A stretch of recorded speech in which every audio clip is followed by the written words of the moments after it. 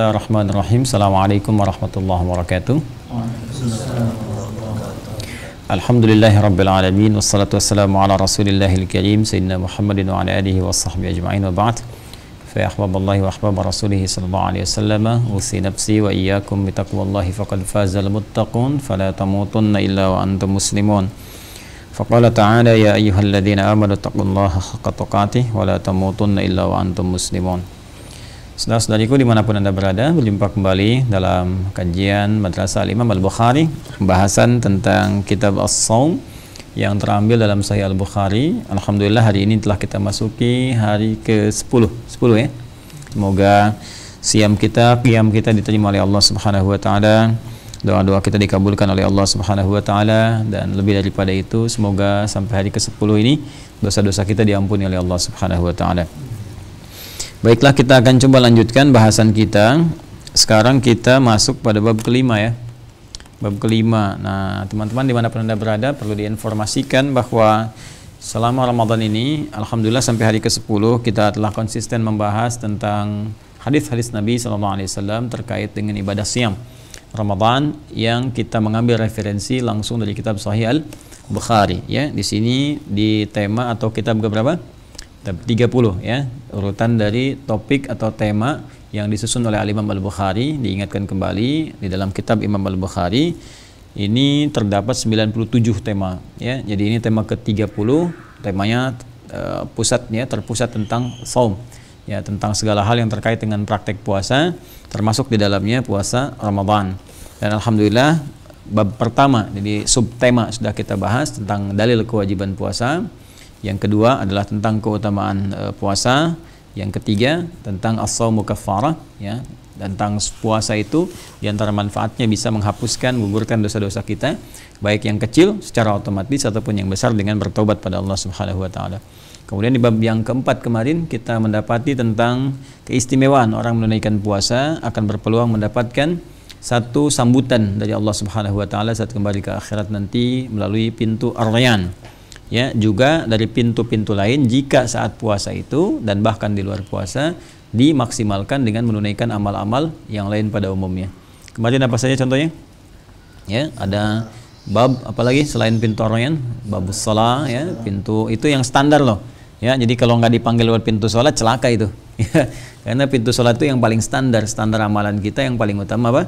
Sholat itu bukti keimanan, bukti penghambaan kita kepada Allah. Innani anallahu la ilaha illa ana fa'budni wa aqimis salata li dzikri. Di Quran surah ke-20 Thaha ayat ke-14. Jadi salat itu bukti penghambaan kita kepada Allah sekaligus pengakuan dan komitmen kita menuhankan Allah Subhanahu wa taala. Kata Allah, innani anallahu ya, sayalah Allah yang berhak dipertuhankan, berhak disembah. Jadi nama Allah itu bukan sekedar nama. Nama Allah itu punya dua arti utama. Ya, satu yang layak dipertuhankan. Ya, yang harus dipertuhankan, Allah. Yang kedua, ya, punya komitmen yang layak untuk disembah. Jadi kita menuhankan dan komitmen kita membuktikan menuhankan itu dengan menyembah. Itu nama Allah. Jadi kalau kita menyebut Allah Tuhan saya, berarti hanya Allah Tuhan kita. Dan untuk membuktikan komitmen kita itu kita menyembahnya. Karena itu dua pokok ini langsung dijelaskan oleh ayat Al-Quran supaya kita nggak keliru menafsirkan. Innani anallah, yang pertama untuk pokok ketuhanan, la ilaha illa ana. Jadi kita hanya menuhankan Allah, tidak boleh menuhankan selain Allah ya, la ilaha illa ana, bahkan kalimatnya jelas, ana kata Allah, cuma saya yang Tuhan ya. Jadi kalau aspek ketuhanan itu sifatnya harus personal untuk menunjukkan Tuhan itu tunggal, esa ya. Dalam bahasa Arab satu esa yang enggak ada dua sama sekali itu ahad namanya ya. Jadi ada wahid, ada ahad. Kalau ada wahid, itsnin, tsalasa, arba'ah. Jadi kalau kita ingin jadikan wahid, kata wahid satu, kalau wahid itu satu mungkin ada dua, itsnin, tsalasa. Kalau kita ingin jadikan kata wahid menjadi bentuk satu saja, nggak ada dua apalagi tiga dan sebagainya, ada dua cara. Satu, ganti menjadi ahad ya, ganti menjadi apa? Ahad. Makanya nanti turun surah Al-Ikhlas surah ke-112, qul huwallahu ahad, katakanlah hanya Allah itu kan yang punya sifat esa, satu-satunya, nggak ada dua, nggak ada tiga dan sebagainya. Jadi kita nggak ambigu ya, kita tidak ambigu dalam hal ketuhanan, apakah satu ada kemudian satu dalam dua, satu dalam tiga, dalam empat dan sebagainya. Jadi nggak membuat bingung. Pokoknya Tuhan kita satu, nggak ada yang lain. Ya hanya siapa? Allah saja. Dan itu tempat bergantung. Nanti dalil turunannya banyak, ya, termasuk nanti yang menerangkan kenapa Tuhan mesti satu. Sekali lagi, hanya Islam yang menawarkan bahkan ya ujian terhadap keyakinannya. Jadi bisa diuji, termasuk sumber keyakinannya di Al-Quran. Menawarkan silahkan diuji, silahkan dites, silahkan dicek. Karena itu Al-Quran pun menawarkan logika, kenapa Tuhan mesti satu, ya, kenapa tidak boleh banyak dan sebagainya, kenapa sifatnya harus begini, kenapa beda dengan makhluk dan seterusnya. Nanti di bahasan tauhid, akidah kita bisa bahas itu. Kemudian yang kedua adalah komitmen kita mengibadahi Allah. Jadi kalau sudah menuhankan harus membuktikan aspek ketuhanan itu. Ya buktinya disembah, ya kan? Nah, kan harus ada pembuktian. Anda misalnya bekerja, kan, karyawan di kantor, misalnya kantornya apa? Kantor kuantum misalnya, kan, bekerja di kantor kuantum. Bukti Anda karyawan itu kan masuk kerja, ya kan? Ada pekerjaan, masuk ke sistem. Sama bukti kita menuhankan Allah apa? Karena itu ayatnya melanjutkan, innani anallahu la ilaha illa ana fa'budni. Pakai fa tuh, harfu atfin rabitin baina syai'aini bila khudud.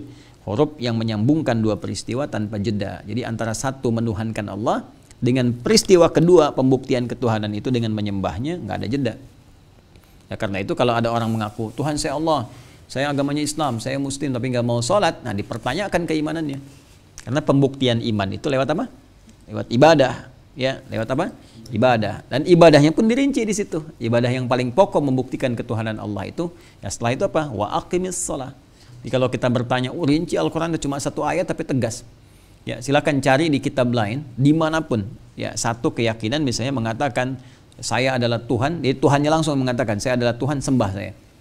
Ya, saya berani mengatakan nggak akan ditemukan satupun kecuali di Al-Quran. Karena yang mampu mengatakan begitu fitrah ketuhanan. Jadi kalau nggak ada fitrah ketuhanan, apalagi makhluk manusia nggak akan bisa mengatakan demikian. Ya, hatinya pasti mengingkari, pada ujungnya menolak. Firaun kan pernah pede mengatakan, ana rabbukumul a'la. Tapi setelah akan tenggelam, apa yang dia katakan? Apa yang dia katakan? Al'ana? Bacakan ayatnya.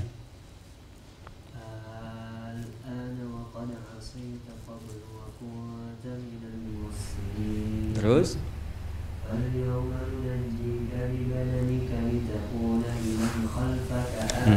Terus?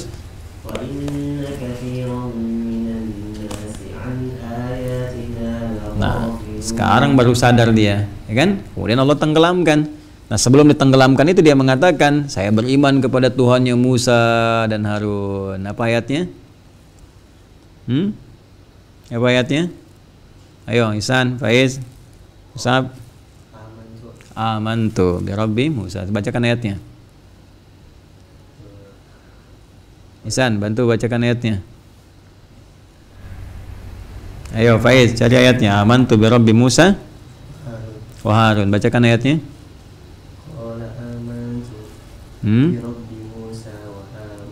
Taib. Sekarang kan dia baru mengatakan kan, saya sekarang yakin dengan Tuhannya Musa dan Harun. Sebelumnya DPD mengatakan apa? Ana rabbukumul a'la. Ya, sebelumnya dia mengatakan saya Tuhan kalian yang paling hebat. Sama persis juga dengan Namrud, dia juga mengatakan saya Tuhan. Cuman itu langsung diselesaikan oleh logika Nabi Ibrahim alaihissalam. Masih ingat ayatnya? Ayo coba tes dulu ayatnya nih. Kalian ngapal apa enggak nih? Ayo, coba. Bukan yang itu, di Al-Baqarah dulu. Bukan, yang itu awal ayatnya. Bacakan. Alam tara. Bismillahirrahmanirrahim. Alam tara ilal ladzi haja Ibrahim rabbuhu bikalimatin fatammahun. Kamu mau kemana lompat ke ayat 260? Alam tara ilal ladzi haja Ibrahim fi rabbih an atahu Allahul mulk id qala Ibrahim rabbiyalladzi yuhyi wa yumiit qala ana uhyi wa umiit. Tadinya pede kan dia mengatakan saya Tuhan. Ya, kata Namrud itu. Ya, apa buktinya? Dia nanya dulu ke Nabi Ibrahim, buktinya Tuhan kamu apa disebut Tuhan? Ya, kata Nabi Ibrahim dijawab, Allah bisa mematikan, bisa menghidupkan. Dia mengatakan, saya juga bisa mematikan, bisa menghidupkan. Jadi dia bawa pedang, suruh ke depan pegawainya, yang satu dimatikan sama dia katakan, tuh saya matikan satu, yang satu saya biarkan hidup. Saya Tuhan kan?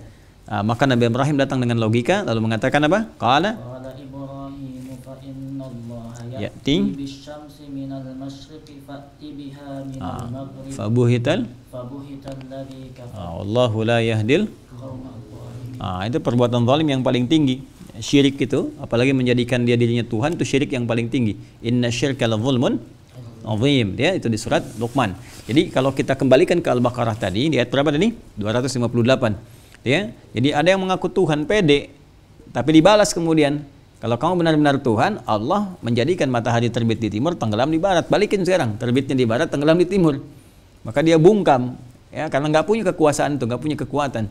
Jadi fitrah kemanusiaan, fitrah makhluk tidak bisa membawa kemudian fitrah khalik di situ, nggak bisa membawa sifat-sifat atau aspek-aspek ketuhanan. Jelas ya? Karena itu hanya dalam Al-Quran ya bisa mengatakan Innani anallah, saya adalah Allah. Allah sendiri yang menyampaikan, la ilaha illa ana, nggak ada Tuhan kecuali saya, fa'bud, disembah saya. Maka kita nggak akan temukan ini di kitab-kitab lain karena memang nggak ada fitrah ketuhanan di dalamnya. Ya seperti yang kita yakini. Kalau enggak, tunjukkan aja di kitab mana ada yang mengatakan saya Tuhan, sembah saya. Coba silahkan cek. Ya, hanya di Al-Quran. Ini menunjukkan bahwa Al-Quran adalah firman Allah, bukan rekayasa Nabi Muhammad SAW ataupun manusia-manusia biasa. Jelas ya? Nah untuk itu penting kita kembalikan penghambaan kita kepada Allah Subhanahu wa taala dengan mengikuti segala petunjuk-petunjuk Allah dan menjalankan segala perintah-perintah dan menjauhi larangannya. Karena itu kita akan lanjutkan di pembahasan ke sekarang ini dengan meneruskan ya, setelah kemarin kita belajar tentang bagaimana memaksimalkan ibadah, menyembah Allah lewat pintu salat sehingga dipanggil lewat pintu salat saat kembali kepada Allah ya. Itu yang tadi luasan bahasan kita ya, kembali ke situ. Jadi kenapa pentingnya kita sholat? Sholat pembuktian keimanan, sholat pembuktian bahwa kita ini hamba Allah, sholat pembuktian bahwa Allah Tuhan kita. Karena itu amalan pertama yang dihisab di hari kiamat, sholat. Dan pintu pertama yang harus memanggil adalah pintu apa? Sholat. Jadi kalau nggak dipanggil lewat pintu sholat, bahaya. Ini menandakan imannya bermasalah. Ya, selebihnya tambahan, kita cari lagi selain sholat. Ya, kalau dipanggil lewat pintu sholat sama semua. Ya, Joni, Cepi, Asep, Deden, ya, Udin Golok misalnya, ya, Ucok Pedang, ya, semua sama. Ya, kalau dia beriman, dia misalnya sholat, ya bagus imannya, ya tetap dipanggil sama. Jadi saya, kita, Anda sama juga dipanggil lewat pintu sholat. Nah, terus yang membedakan amalan kita dengan yang lainnya apa? Makanya di sini ada yang lain. Ya, pintu sedekah, pintu jihad, pintu puasa, apa. Jadi minimal kita harus dipanggil lewat 2 pintu. Ya, yang kemarin tuh yang zaujaini ya, man anfaqa zaujaini. Siapa yang menginfakkan ya atau bisa melakukan 2 amalan, tafsir yang ketiga kemarin ya, 2 amalan yang istimewa, maka akan dipanggil ya Abdullah hadza khair, ya Abdullah hai hamba Allah, inilah yang terbaik, ya bagus ini silahkan ya. Nah, cuma sekarang apa yang mau kita banggakan di hadapan Allah Subhanahu wa taala supaya dipanggil minimal 2 pintu, maksimal seluruh pintu memanggil kita semua. Jelas? Nah, sekarang ikhtiarnya ada paling maksimal di bulan ini. Saat ini sekarang karena suasana saat ini kita puasa ini khususnya saat Ramadan itu Masya Allah semua auranya mengarahkan kita ibadah. Silahkan cek kalau kalian nggak percaya ya, Ramadan ini jangankan sholat fardu, orang ketinggalan sunnah aja gelisah, kejar infak, dicari-cari supaya bisa infak kan. Dulu orang depan mata minta belum tentu dikasih kan, sekarang jauh di mata ya, dekat di kaki juga dicari, atau bahkan dekat di mata jauh di kaki. Kalau Zoom kan dekat di mata jauh di kaki ya. Siapa gitu, cepat kita cari-cari itu ya, fakir miskin dan sebagainya. Jadi ini optimal. Nah cuma pertanyaannya, orang banyak sekarang puasa Ramadan. Ramadan itu apa? Bagaimana cara kita memanggilnya? Ya, jangan-jangan nggak paham, sudah 10 hari puasa Ramadan ditanya Ramadan itu apa? Ramadan itu puasa. Puasa itu apa? Ramadan. Nah itu berarti bukan jawaban yang tepat. Ya, nah, kita harus mengakar pada referensi, barangkali ada makna di balik penamaan itu. Kita baca hadisnya. Oleh karena itu kita masuk ke bab yang kelima. Ya, bab yang kelima di kitab ke-30, kitab Usyam. Sekarang nomor hadis urutan ke-8 di kitab ini, ya, di urutan seluruh hadisnya nomor hadis 1898. Siapa yang baca ya Allah? Bismillah. Siapa? Bismillahirrahmanirrahim. Al-Mus'ab. Babun hal yuqalu Ramadanu aw syahru Ramadana wa man ra'a kullahu wasi'an. Wa qala an-nabiy sallallahu alaihi wasallam man shama Ramadana wa qala la tuqaddamu Ramadana. La taqaddamu bukan tuqaddamu. La taqaddamu. Taqaddama ya taqaddamu, taqadduman, taqaddamu, la taqaddamu, bukan la tuqaddamu. Kalau mau dibaca la tuqaddimu bisa la taqaddamu. Nah, asalnya la tataqaddam jadi la taqaddam. Ya. Baik. Bab yang kelima, saya bacakan dulu babnya. Babun Babun ini mubtada dari ini ya khabar dari mubtada mahdhuf, asalnya hadza babun. Ini adalah bab baru yang kelima yang tidak kalah penting dari pembahasan-pembahasan sebelumnya. Hal yuqalu ramadhanu au syahr ramadhan. Apakah Ramadan itu kita panggil dengan Ramadan saja ataukah syahr Ramadan? Ya, bulan Ramadan. Bagaimana cara memanggil Ramadan? Dan kalau kita memanggil itu lebih jauhnya lagi, ada nggak perbedaan makna antara saya panggil Ramadan dengan bulan Ramadan, ya kan? Nah, nanti kita lihat ya. Termasuk waman ra'a kullahu wasi'an, ya, dan ada juga yang memandang bahwa keluasan dalam bab ini. Mau manggil Ramadan silakan, syahr Ramadan silakan, ya. Jadi intinya kita ada pembahasan dua hal di sini. Satu secara tekstual dari hadis dan tema, yaitu tekstualnya bolehkah kita memanggil Ramadan dengan Ramadan saja atau syahr Ramadan? Mana di antara dua ini yang dibolehkan? Jadi ada yang mengatakan Ramadan, ada yang mengatakan harus syahr Ramadan, ada yang mengatakan itu perkara luas. Mau syahr Ramadan silakan, mau Ramadan saja silakan, kan? Nah, ini gambarannya nanti kita akan bahas secara spesifik. Yang kedua, kaidah itu selalu mengatakan begini. Di dalam kaidah bahasa Arab, penamaan pada sesuatu itu memberikan keluasan makna. Ya, bisa meluas, bisa juga memendek. Ya, bisa maknanya singkat, bisa maknanya luas. Ya, kaidahnya berbunyi begini. Ziyadatul mabna tadullu ala ziyadatil ma'na. Ketika bertambah bangunan hurufnya atau bahkan harakatkah atau hurufkah, berarti maknanya akan berbeda dari sebelumnya. Ya. Semacam begini misalnya. Kalau kita katakan lam kan? Lam ya. La dengan ala. Beda enggak? Beda kan? Baik. Laha dengan alaiha. Lam dengan ha kan? Lam, ha, alif. Laha dengan alaiha. Lamnya masih ada kan di alaiha kan? Tapi tambah ain kan? Ain kemudian ya alaiha. Itu udah beda. Laha untuk dia. Laha itu pemberian biasanya positif. Alaiha juga untuk dia tapi negatif. Ya laha ma kasabat wa alaiha mak tasabat. Jadi laha itu positif. La yukallifullahu nafsan illa usaha. Laha ma wa alaiha mak. Ya, la yukallifullahu nafsan illa usaha. Al-Baqarah 286 ya. Allah tidak akan memberikan beban kepada seseorang berupa ujian atau juga berupa penunaian ibadah ya kecuali sebatas kemampuan. Ya, jadi kita pun diminta menunaikan ibadah ini, bahkan diatur 5 kali bisa sholat dalam sehari. Itu kalau kita nggak mampu mustahil diwajibkan. Termasuk ujian hidup. Ya, ujian hidup itu mustahil. Ujian sekolah aja berdasar kemampuan. Masa ujian hidup di luar kemampuan kita? Ya, coba cek kalau kalian sekolah kuliah kan berdasar kemampuan kita yang telah kita pelajari itu diujikan. Nggak mungkin Anda dikasih soal di luar apa yang telah dipelajari. Itu mustahil. Jelas ya? Jangan kalian katakan gini, besok ujian ya, oh Pak, kita udah banyak ujian hidup, nggak mau ujian sekolah, itu nggak bisa begitu. Ya, ujian sekolah aja, kalian ujian sekolah, pastikan dari materi yang dipelajari kan? Kalau ada materi pelajaran belum dipelajari diujikan, kalian protes kan? Ya, Pak, ini belum kita pelajari kan? Gitu kan? Ya, apalagi ujian hidup. Ujian hidup begitu. Nggak mungkin diberikan kecuali sesuai dengan kadar kemampuan kita pada bekal yang telah kita terima. Makanya orang tuh dapat ilmu dulu baru diuji. Ya, nggak dapat ilmu nggak akan diuji. Ya, sama kita juga begini dalam kehidupan kita. Ya, jadi ilmu-ilmu itu ada yang diberikan oleh Allah lewat pelajaran formal begini. Ada yang kita dapatkan lewat keseharian interaksi kita, lewat pandangan. Ini kunci pengetahuan, pandangan. Makanya jangan mandang yang aneh-aneh supaya ilmunya nggak aneh-aneh. Kalau kalian mandang yang aneh-aneh, nanti ilmunya nyeleneh. Ya, makanya yang dipandang itu pandangan ilmu-ilmu bagus, ya, mandang orang-orang salat, mandang orang baca Quran, sehingga kita bisa melihat dari acara-acara yang bagus, ya, ada inspirasi kita mengikuti. Kan kalau kalian melihat sesuatu kan, ya, jadi inspirasi kan, kebaikan baca dari pandangan. Telinga juga begitu. Kalau kita dengar yang baik-baik, maka masuk ilmu yang baik. Tapi kalau kita dengar yang jelek-jelek, nah itu jadi referensi keilmuan yang jelek. Termasuk pikiran. Makanya antara telinga, pendengaran, mata, penglihatan, dan pikiran, fuad kalau dalam bahasa Qur'annya itu akan dihisab, itu sumber pengetahuan. Masih ingat Quran surah ke-17 ayat 36. Wala taqfu ma laysa laka bihi innas sam'a wal basar wal kullu ulaika kana anhu. Sumber pengetahuan. Ya, hati-hati, wala taqfu ma laysa laka bihi ilm. Jangan ikuti semua hal yang tidak ada dasar ilmunya. Kalian kalau diajak-ajak kemana-mana, tanya dulu mau ngapain, mau kemana kita. Udah ikut aja lah, gampang. Nah, jangan diikuti, nggak boleh. Kalau kata kaidah Quran tanya, jangan-jangan diajak ke tempat yang nggak bagus. Ya, misalnya kalian lagi olahraga kan, beli beca-becaan gitu kan, terus kalian lagi bawa beca gitu dikira tukang beca. Ya, ada orang, Pak tolong anterin ya.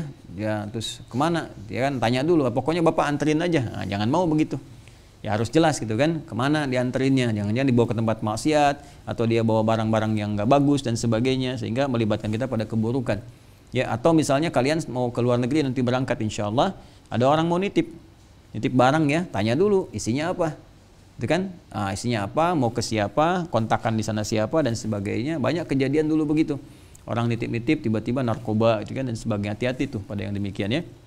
Nah, sekarang kembali ke sini, kita balikin lagi. Jadi, semua sumber pengetahuan kita dari pandangan, kemudian pendengaran sampai pikiran kita akan dievaluasi, ditanya oleh Allah kalau kita tidak serius mencerna informasi.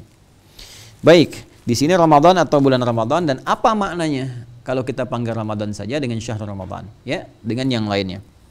Wa qala an-nabiy sallallahu alaihi wasallam, dan ini pembahasan ini hadis-hadisnya akan mengacu pada keterangan Nabi sallallahu alaihi wasallam, man shama ramadhana. Ya, nanti ada hadis yang akan kita lihat nomor hadis 38 nanti dalam pembahasan ini, kitab ini.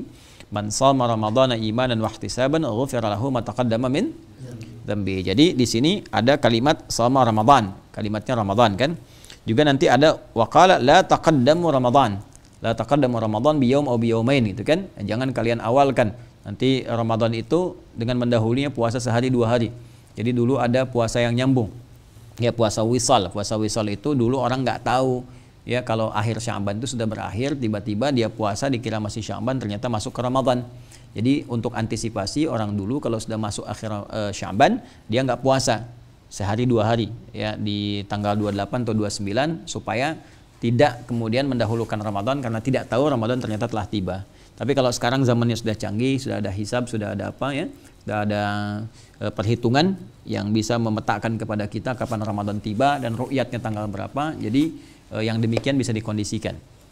Baik, mari kita baca hadisnya. Silakan teruskan. Qala haddatsana.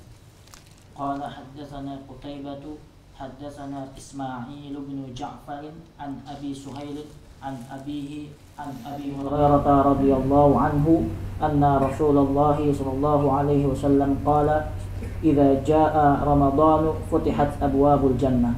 Baik, itu yang menggunakan kata Ramadan, ya kan? Ini kan pembahasan kita manggilnya Ramadan atau syahrul Ramadan. Nah, ini yang pertama ada boleh. Jadi boleh memanggil dengan dengan kata Ramadan saja. Misalnya insya Allah besok Ramadan tiba. Nah, sekarang kita sedang berada di suasana Ramadan, kan? Jadi kita bisa mengucapkan kata Ramadan untuk memberikan nama bagi bulan mulia ini dengan dalil hadis tadi. Ya, hadis dari Nabi sallallahu alaihi wasallam riwayat Abu Hurairah radhiyallahu taala anhu, "Idza jaa Ramadhanu futihat abwabul jannah." Kan? Kemudian teruskan yang hadis selanjutnya. Wa qala haddatsani Yahya bin Bukair haddatsani Laits an Uqail an Ibn Shihab qala haddatsani Ibnu Abi Anas maula Taymiyyin anna abahu haddatsahu annahu sami'a Aba Hurairah radhiyallahu anhu yaqul qala Rasulullah sallallahu alaihi wasallam idza dakhala Ramadhanu futihat idza dakhala syahru Ramadhana futihat abwabus samai wa ghulliqat futihat abwabus samai wa ghulliqat abwabu jahannam wa sulsilatis syayatin. Udah ketahuan sekarang kan? Coba dalam hadis yang esensinya serupa, Nabi menyebut dengan 2 nama, satu Ramadan, satu syahrul Ramadan. Jadi kalau kita lihat ini hadisnya dua-duanya sama dari sahabat Abu Hurairah. Ya, cuma Abu Hurairah menerima dari siapa tuh sebelumnya? Ya, di hadis pertama kan dari siapa? Abi Suhail kan? Abi Suhail dari bapaknya kan? Nah, kemudian dari Abu Hurairah radhiyallahu taala anhu. Terus kan sebelumnya. Di sama juga Abu Hurairah menerima juga dari Rasulullah SAW. Cuma nanti jalurnya dari siapa sebelumnya? Abi Anas ya, Abi Anas. Ya, persis yang saya sampaikan kemarin itu loh. Kalau kita sedang ngobrol begini, saya sampaikan satu hal, ini ada 6 orang, masing-masing bisa beda menyampaikan padahal isinya sama. Kan? Mungkin bisa pendek, mungkin bisa panjang. Ya, kalau kita misalnya bisa contohkan kembali ya, insya Allah setiap hari jam 5 sore dalam channel Adi Hidayat Official akan ada tayangan Aku Suka. Ya, ayo kultum sejenak untuk berbuka. Coba Anip mau nyampaikan misalnya. Gimana? Insyaallah setiap hari besok ya. Ada kultum besok, ya. Aku Suka. Ya, langsung di channel Adi Hidayat Official. Baik, coba San. Kata Mas Hanif dari Ustaz Adi. Mas Hanif dari Ustaz Adi. Terus Insya Allah setiap sore jam 5 yuk, keraskan suaranya. di YouTube Adi Hidayat Official ada yang aku suka. Ada yang aku suka. Aku suka. Aku Ya, suka. Kain. Insya Allah setiap hari pukul 5 sore ada tayangan Aku Suka di YouTube Adi Hidayat Official. Tuh, terus apa? Aduh. Nah, ya. Insya Allah setiap hari jam 5 sore akan tayang live Aku Suka di channel Adi Hidayat Official. Ya, sama Joni. Ya. Insya Allah besok jam 5 ada tayangan Aku Suka. Oh, kan? Ya. Insya Allah setiap hari di pukul 5 sore Di pukul 5 sorenya. ada program Aku Suka, ada kultum sejarah sebelum berbuka. Intinya semua sama kan? Iya. Intinya setiap jam 5 ada tayangan apa? Aku Suka gitu kan? Cuman ungkapannya beda-beda kan? Jelas ya? Jadi ungkapan bisa beda-beda. Ini namanya ya at-tasmiyatu la yughayyirul musamma. Ya, jadi penamaan itu tidak menghilangkan esensi yang dinamai. Sama-sama aja itu intinya. Nah, hadis juga begitu. Ya, kadang-kadang diterima dari si fulan jadi nabi ketika menyampaikan, yang enggak hadir belum tentu yang hadir itu satu orang. Ya, mungkin ada 5 orang, 6 orang, 10 orang atau banyak orang, lalu disampaikan lagi. Kan orang-orang setelahnya nyanyi hadis, siapa yang nerima dari nabi? Ya kan? Mungkin dia ketemu si fulan, ada yang ketemu sahabat Abu Hurairah, ada yang ketemu Anas bin Malik dan sebagainya. Semua menerima informasi yang serupa, cuma barangkali redaksi yang disampaikan berbeda-beda. Nah, itulah hadis itu boleh diriwayatkan dengan makna. Ya, itu bedanya dengan Al-Qur'an. Kalau Al-Qur'an lafdhun wa ma'nan.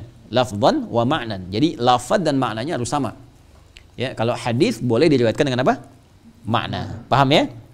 Nah, jadi di sini kita temukan dari Nabi SAW ini ada 2 redaksi, tapi yang satu pendek, yang satu panjang. Mungkin yang satu dengarnya tadi kan, bisa beda-beda. Ini dekat dengan saya begini, kan? Ini bisa lebih pendek lagi kan, dan sebagainya gitu. Ya, tapi macam-macam lah. Intinya serupa.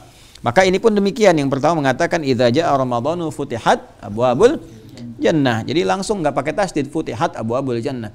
Kalau sudah tiba Ramadan, dibukalah pintu-pintu surga itu. Maksudnya peluang-peluang kita untuk mendapatkan ya kemuliaan sehingga dipanggil oleh pintu-pintu surga itu dapat.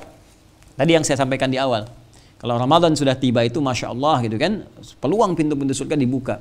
Ini bisa bahasa kiasan, bisa real terbuka. Artinya nunggu amalan kita apa. Ya? Karena gaib nggak tampak dalam pandangan kita sekarang. Bisa juga kiasan, artinya apa? Peluang kita mendapatkan panggilan dari pintu-pintu surga di hadis sebelumnya sangat terbuka. Inilah fakihnya Imam Al-Bukhari.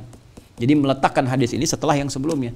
Dia menerangkan dulu ada pintu sholat, ada pintu sedekah, gitu kan? Ada pintu jihad, pintu macam-macam. Setelah itu Ramadan, pintu-pintu surga itu kebuka. Artinya saat Ramadan banyak peluang amal bisa kita kerjakan supaya mewujudkan panggilan saat kembali kepada Allah dari pintu-pintu tadi. Jelas ya? Nah, itu futihat tuh langsung membuka, kan? Kalau hadis yang kedua itu menyebutkan syahrnya, idza dakhala syahrul Ramadan, ya, idza dakhala syahrul Ramadan. Jika tiba bulan Ramadan itu, futihat pakai tasydid. Futihat abwabus samai wa ghulqat abwabu jahannam wa sulsilatis syayatin. Ya, maka dibukalah pintu-pintu surga yang di langit itu, pintu-pintu surga. Ya, sama di sini pintu-pintu langit, pintu-pintu surga, ya. Futihat, dibuka pelan-pelan. Ya, 1 2 3 gitu kan. Nah, dibuka pelan-pelan dalam konteks ini artinya apa? Menawarkan kepada kita amalan-amalan sesuai dengan amal kita. Tunaikan terstruktur yang baik gitu kan. Nah, pelan-pelan yang rapi sehingga kita bisa mendapatkan bagian dari rahmat itu.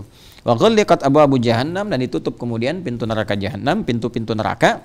Ya, kemudian di sini diambil sistem sinekdok pas prototo, sebagian mewakili keseluruhan. Ya, jahanam mewakili neraka. Jahanam itu kan yang paling dahsyat, kan? Jadi jahanam aja ditutup, apalagi yang biasa-biasa. Jadi kalau ada manusia masih berbuat perbuatan buruk, nah itu lebih daripada jahanam. Jahanamnya ditutup, dia buka sendiri gitu kan. Nah, itu yang paling bahaya. Ya, wasulsilatis syayatin, dan setan pun diikat, ya, dibelenggu. Nanti kita lihat maksudnya apa. Nah, kita ambil yang senafas dengan hadisnya dulu. Ya, senafas dengan hadisnya dulu. Hadis ini kan akan berbicara tentang Ramadannya dulu ya. Jadi yang pertama itu redaksinya menggunakan Ramadan. Yang kedua syahrul Ramadan. Dari 2 hadis ini artinya ada keluasan bagi kita. untuk bisa menyebut Ramadan. Mau dengan Ramadan saja boleh, mau dengan bulan Ramadan juga boleh. Ya, nah artinya kebolehan ini juga bisa dipahami dengan luas. Apa maksud luasnya? Segala hal yang terkait dengan kemuliaan atau pemaknaan bulan ini, kalau dimaksudkan yang dimaksud bulan ini, maka boleh menggunakan istilah-istilah yang mengacu kepada makna Ramadan. Ya, misal kita ingin sebutkan bulan Ramadan, ya kita ingin sebutkan misalnya bulan suci Ramadan, kita ingin sebutkan bulan penuh ampunan. Kalau sekarang kita sebutkan bulan penuh ampunan, di kepala orang Islam yang terbayang apa? Ramadan. Ya, kita ingin mencari bulan yang ada Lailatul Qadarnya, bulan apa? Pasti Ramadan. Ya, bulan Rajab nggak ada gitu kan? Al-Muharram nggak ada. Jadi kalau kita ingin memanggil Ramadan, boleh kita memanggil dengan kalimat langsung Ramadan, atau kita memanggil dengan penyebutan yang setidaknya masyhur, ya dikenal, populer, melekat pada sifat Ramadan itu. Nah, kata populer itu, ya teman-teman sekalian, itu masyhur bahasa Arabnya. Masyhur itu kan terambil dari kata syahr. Ya, syahara yashharu. Bahwa syahirun wa dzaka masyhurun gitu kan. Nah, kenapa bulan disebut syahr? Dalam sebulan kan ada syahr. Ya, coba ada bulan fisiknya, ada bulan waktu. Kalau bulan fisiknya disebut apa? Qamarun. Ya, kalau purnama? Badrun. Ya, qamarun. Ya, qamar itu bulan fisikal, fisiknya. Ya, jangan mau kamu dipanggil bulan, ya qamar, bulan fisik, karena bulan fisik ya belum tentu cahaya indahnya. Jadi kalau qamar, huwallazi ja'ala asy-syamsa diya wal qamara nura, itu qamar itu benda fisiknya. Tapi kalau cahayanya, cahaya yang sifatnya bulatnya disebut apa? Badrun. Biasanya badar, purnama. Kalau perpindahan cahayanya, pantulannya dari bulan itu sehingga menghasilkan perubahan-perubahan fase yang disebut dengan hilal. Ya, jamaknya disebut ahillah. Jadi dari sabit ke agak banyak, ke tengah-tengah, sampai kemudian ke utuh, ya. Itu semua fasenya disebut dengan ahillah, jamak dari kata hilal. Ya, ada di Quran surah kedua Al-Baqarah ayat 189. Yas'alunaka 'anil ahillah qul hiya mawaqitu lin-nasi wal hajj. Ahillah. Jadi harus tahu itu ya. Nah, kalau disebutkan fisiknya, bendanya apa namanya tadi? Qamar. Kalau purnamanya badrun. Kalau fasenya hilal. Jamaknya ahillah, ya semua. Nah, itulah kalau kalian mengerti ini, kalian paham kenapa Nabi disebut dengan badrun. Anta syamsun anta badrun, ya disebut juga dengan qamarun dari pantulan sinarnya. Qamarun kan, qamarun sidnan Nabi, itu kan ada syair itu ya. Itu syair sebetulnya mengambil dari salah satu pujian, ya, yang dapat royaltinya Mustafa Atif gitu. Padahal itu dari asalnya dari salah satu pujian. Jadi ada salah satu, ya, kalau tidak keliru itu nanti ada Zuhair bin Abi Salma. Ya, jadi dia pernah mencela Nabi di masa keislaman, jadi mencela dan sebagainya, ada pasal penghinaan lah kepada Nabi sehingga diburu. Ya, jadi diperintahkan pada masa itu tangkap buru supaya nggak menyebar jadi fitnah. Ya, makanya kalau ada, itu sudah fitrah ya. Jadi kalau ada penghinaan, celaan yang menyebabkan kerusuhan dan sebagainya, provokasi, tangkap, jangan dibiarkan, jangan dilama-lama. Kayak sekarang nih ada Nabi ke-26 tuh yang aku itu ya, tangkap aja udah, jangan dirame-ramein gitu kan. Ya udah, buru langsung. Kalau di luar Interpol gerakan dan sebagainya. Nanti semakin dilama-lama, apalagi digoreng media, jadi rusuh, rame gitu. Makanya kita dukung ya langkah dari Bareskrim, Interpol, coba langsung aja tangkap, kemudian diselesaikan, ditutup. Dan media nggak usah dirame-ramein gitu, udah aja ambil langsung. Jadi semakin diramaikan, semakin terprovokasi nanti orang rame. Nah, kemudian setelah itu dia merasa terancam dan sebagainya, terus dia juga mengetahui bahwa Nabi pemaaf. Ya, Nabi pemaaf ya. Kemudian dia datang kepada Nabi sallallahu alaihi wasallam, menyamar dulu, menyamar. Kalau ketahuan tuh udah pada tegang aja, Umar tuh udah nyiapkan pedangnya gitu kan. Nah, jadi pada waktu itu begitu dia sudah menatap Nabi, dia mengeluarkan satu pujian kepada Nabi, qasidah. Ya, qasidah Banat Sa'ad. Jadi begitu dia kemudian memuji Nabi sallallahu alaihi wasallam, menyampaikan pujian kepada Rasulullah, dan diluruskan oleh Nabi sallallahu alaihi wasallam beberapa pujiannya supaya nggak berlebihan, itu kan, dan benar. Lalu dihadiahkanlah burdahnya Nabi. Burdah, jadi semacam ada jubah ininya yang kayak jubah luarnya, atau burdah itu bisa juga diartikan seperti sorban atau apa ya, dipakaikan. Maka di situ dikenal dengan qasidah burdah. Ya, qasidah burdah gitu. Itu diantaranya, ya teman-teman sekalian. Jadi kalau tahu kita paham sejarah seperti itu, kita ngerti nanti ini maksudnya kemana gitu. Nah jadi ada lagi yang hitungan hari, waktu. Jadi misalnya sehari, 2 hari, 3 hari, 4 hari, 5 hari, 6 hari, 7 hari disebut apa? Pekan kan? Pekan. 2 pekan, 3 pekan, 4 pekan disebut apa? Bulan. Ya, bulan itu disebut apa bahasa Arabnya? Syahr. Ya, hari yaum, ya. Minggu, pekan, usbu' kan? Minggu, pekan ya. Sepekan itu usbu'. Kalau sebulan? Syahr. Kenapa disebut dengan syahr? Kenapa coba? Karena umumnya dalam bulan itu akan dikenal peristiwa-peristiwa yang populer. Ya, akan dikenal peristiwa-peristiwa populer. Orang kalau pengen tahu peristiwa, kalau enggak menyebutkan bulan, dia menyebutkan tahun. Tahun pun dicari bulannya. Coba gini, kita kemerdekaan kapan? Tuh, Agustus kan? Ya kan? Pasti Agustus, itu yang kita ambilnya. Gitu kan? Haji bulan apa? Dzulhijjah, gitu kan? Jadi yang kita kejarnya pasti itu. Ya, jadi Agustus, udah 17 Agustus tahun 45 gitu kan, kali tahunnya, tapi bulannya kita ketahui Agustus nih, mau ada proklamasi, ada kemerdekaan, ya Indonesia kita tercinta, jadi itu yang diambil. Jadi kenapa disebut dengan bulan? Karena ada sesuatu yang populer, ada yang familiar. Nah kalau kita menyebutkan syahrul Ramadan, maka kita ingin memberikan kesan bahwa ada yang familiar, ada yang populer, ada yang bagus di Ramadan ini. Ya seakan-akan memberi kesan, hidupkanlah bulan ini dengan baik, karena banyak di situ yang sangat istimewa. Saking istimewanya jadi populer. Contoh apa? Lailatul Qadar, kan nuzulul Quran, Fatu Makkah, peristiwa perang Badar dan sebagainya. Itu kan populer, terjadi di bulan Ramadan. Jadi kalau disebutkan kepada Anda misalnya, insya Allah kita sekarang sedang berada di bulan Ramadan. Itu kalau kita ngambil bulannya aja, mungkin nggak terasa ke jiwa kita. Tapi kalau kita katakan syahrul Ramadan, bukan sekedar ini Ramadan, tapi ada banyak yang populer di sini yang harus kita jadikan inspirasi, kita belajar. Ya, jelas sampai sini ya? Nah, jadi kalau kita ingin terjemahkan dalam bahasa bebas, boleh kita katakan misalnya bulan penuh ampunan, bulan penuh rahmat, itu kan di dalamnya. Ya, di sini ada malam Al-Qadar dan seterusnya. Jelas ya? Nah, kalau Ramadan sendiri apa artinya? Ramda. Kalau Ramda itu apa? Ramadan. Ramadan apa? Ramda. Baik, Ramadan ya akar katanya ya bisa dari kata arwamda atau dari ramadayar madu bisa. Ya, Ramda itu sifatnya Ramadayar madu. Ramada asalnya panas, terik. Ya, panas, terik, membakar, sinar yang membakar. Ya. Kalau kalian ingin jadikan bentuk superlatif, sangat, kan? Dahsyat, banyak, maka tambahkan alif dan nun di ujungnya. Jadi Ramadan yang sinarnya sangat terik, yang begitu membakar. Ghafara mengampuni, ghufran yang banyak ampunannya, ya kan? Apalagi misalnya? Apalagi? Apalagi misalnya? Ghufran tadi sudah, apalagi? Syukran ya, syukran syin kaf ra ya, ra alif syukran, furqan, ya, furqan. Syahr Ramadan alladzi unzila fihil Quran. Quran juga masuk di situ. Yang dari qira'a yaqra'u Quran wa qira'atan wa Qur'anan.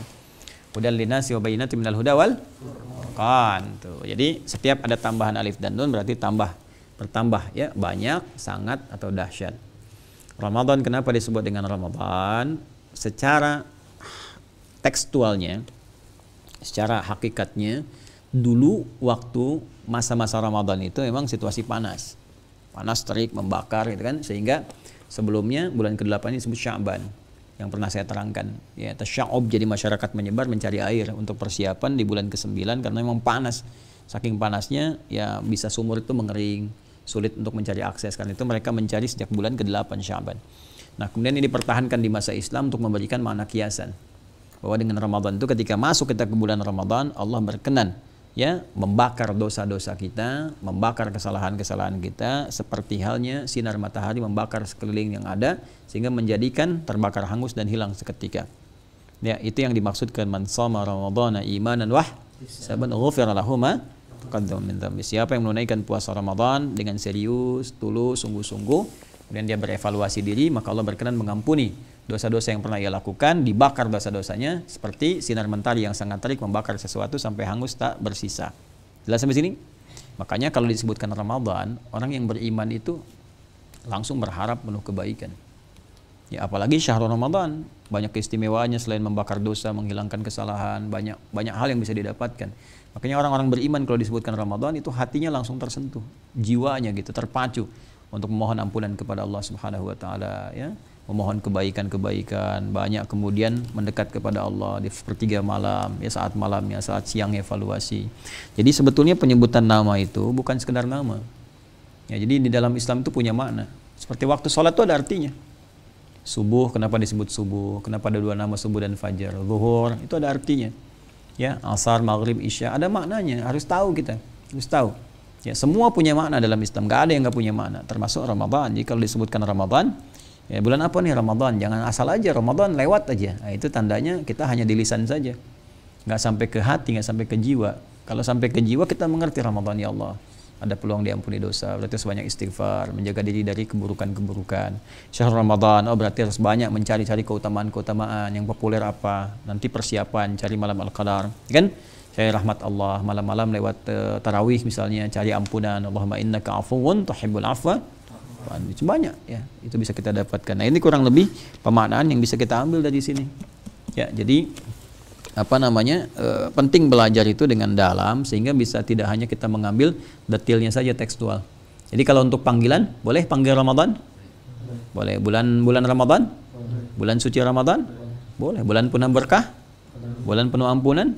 Boleh. Pokoknya semua yang baik-baik yang mengkhususkan cirinya masuk ke Ramadan boleh kita panggil demikian.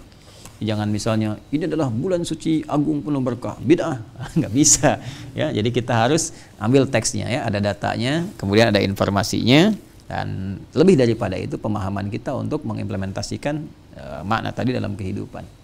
Jelas? Paham tidak? Baik, ya. Kalau sudah paham, ada yang ditanyakan? Alhamdulillah. Diam berarti diam tanda setuju, paham.